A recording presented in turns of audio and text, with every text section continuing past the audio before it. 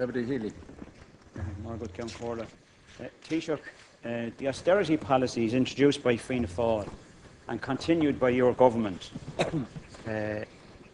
despite, of course, commitments given during the course of the general election not to do so, those austerity policies are hitting individuals and families on low and fixed incomes very, very hard indeed. And a survey on the income and living conditions by the Central Statistics Office earlier this year, in February, found that a quarter of the population experienced 2 or more types of enforced deprivation in 2011. That was your first year in office, and that was up on 2010.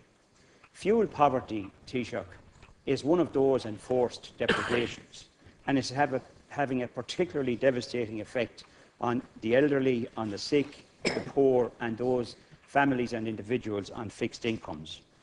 And in fact, fuel poverty has increased during the term of office of this government. What has happened, of course, is that you have allowed savage increases in energy prices. And just to remind you, electricity prices have increased in 2011 by 14.8%, in 2012 by 5.9%, and again will increase in October of this year. Gas prices, 2011 a 22% increase, 2012 8.5% of an increase, and will increase again in October of this year.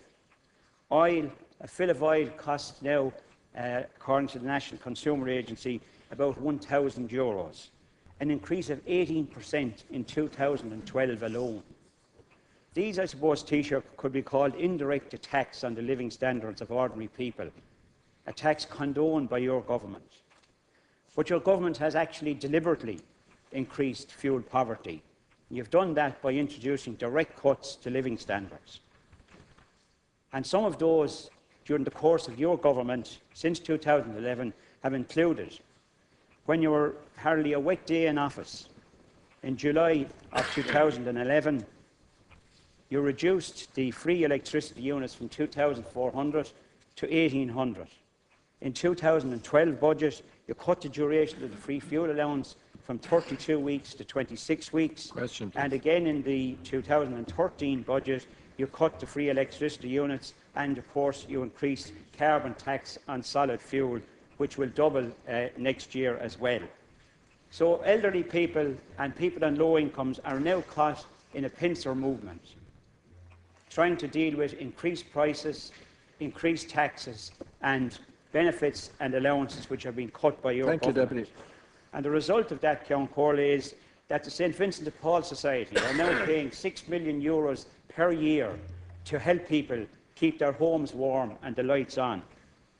And Age Action tell us, a national charity for elderly people, that their people are now have to make choices between heating their homes and buying food. They tell us that elderly people go to bed as early as 7 o'clock each evening to stay warm. That they turn off the heating Deputy, in their would you put your homes. question? I'll finish now, Count Corley. They turn off the heating in their homes and head for the nearest shopping centre where they can sit for hours on end in a warm atmosphere. Taoiseach, this is simply unacceptable. And these policies are damaging the very fabric of society. Surely you should now abandon the approach to elderly and fixed income people, and you should reverse the cuts to the fuel and energy allowances that were introduced since your government took office in 2011. Thank you. Taoiseach. Well, Deputy Healy hasn't actually asked a question there. He's made a number of observations for which I thank him, and he's made a statement that he made a statement that we should reverse the cuts. He didn't ask the question, Deputy Higgins. I'd say to Deputy Healy, obviously you are in contact with people from your own constituency, as are many other deputies. We're not immune to the difficulties that people have had to face here, and we've been very cognizant of that as we have attempted to make decisions, difficult though they are, to sort out the economic situation in the country. In fact, Minister Noonan only this morning pointed out the need for government to reflect insofar as it can the difficulties and the tribulations that people are having. But it's not just a case, Deputy Healy, of abandoning people who are in difficult circumstances to their own lot. We have moved from a point where we did lose 250,000 jobs in a 3-year period, from a period where we were blocked out of the international markets, where interest rates for the country were 15%, where this country had no strategy to deal with that, to a point where that's been reversed, where we're now creating, I'm glad to say, in the private sector, 3,000 jobs per month. But we were able, because of the way the structure of the Memorandum of Understanding was framed, that Minister Noonan and Minister Howland were actually able to negotiate with the Troika in their early engagement with them for a reinstatement of the minimum wage. And the Minister was able, in the budget, to remove 330,000 people from the universal charge, with no increase in income tax in budget 2012 or in budget 2013, and no reduction in the primary social welfare rates. Interest was an increase in mortgage interest for those obviously who purchased between 2004 and 2008. So while I understand the nature of surveys that are outlined, there is a great deal of assistance out there, and community effort in helping people who have difficulties has never been at a higher level. Clearly the biggest debt that most families face is mortgage debt, and government has resolved to help families who are struggling by a whole range of actions that are now set in place, and we expect them to be delivered on. So these things have been the focus of government, Deputy Healy, and will again be the focus of what it is that we have to do in preparing the budget now for 2014 as a stepping stone to emerge from the bailout, send out that signal further enhanced, if you like, by the the rating agency Moody's last week, which had a direct impact again on bond yield spreads.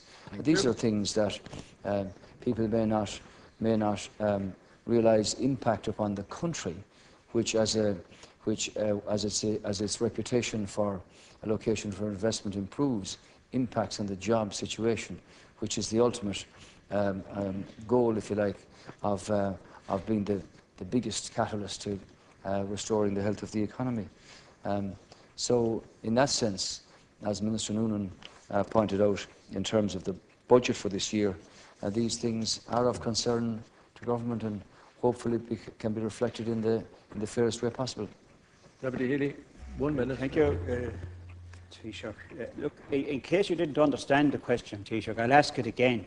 Will you reverse the cuts to the heating units and the free fuel scheme that have been introduced by you, by your government, since 2011? Because what I have heard suggests to me that you have lost touch with reality completely. The fact of the matter, Taoiseach, is that I'm sure you're aware of a very important piece of research directed by Professor Goodman of the Dublin Institute of Technology, peer-reviewed and publicly funded, and launched by your own minister, Minister Rabbitte. That piece of research has absolutely shocking findings. It found, for instance, that there was an excess Sorry, it's a supplementary of winter... question. I'm asking the question. Yeah, it's a supplementary. You've only 1 minute. Corley. The excess of winter deaths is 1,281, and the majority of those deaths arise from cold-related conditions like respiratory illnesses.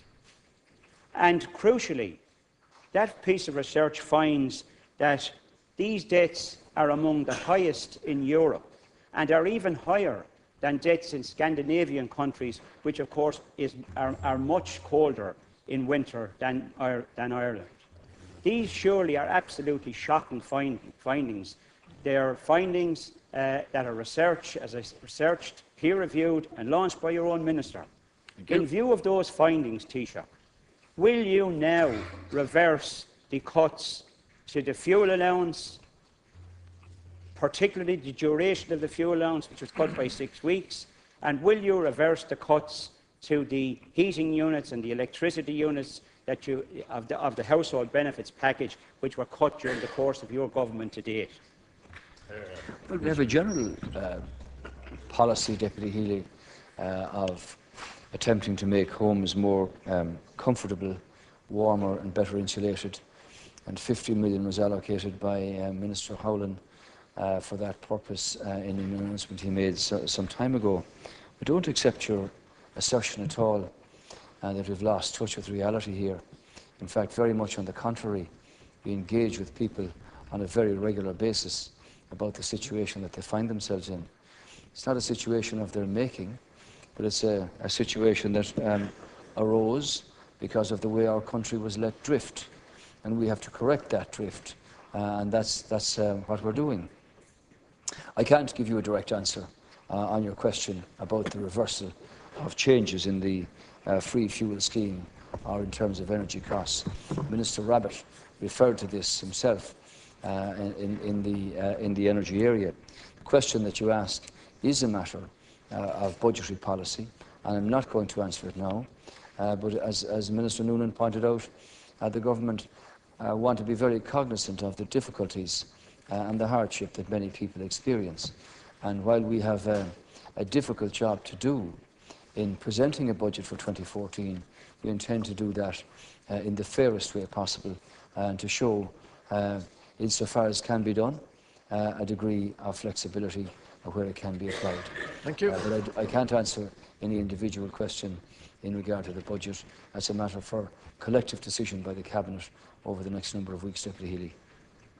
That completes leaders' questions for today.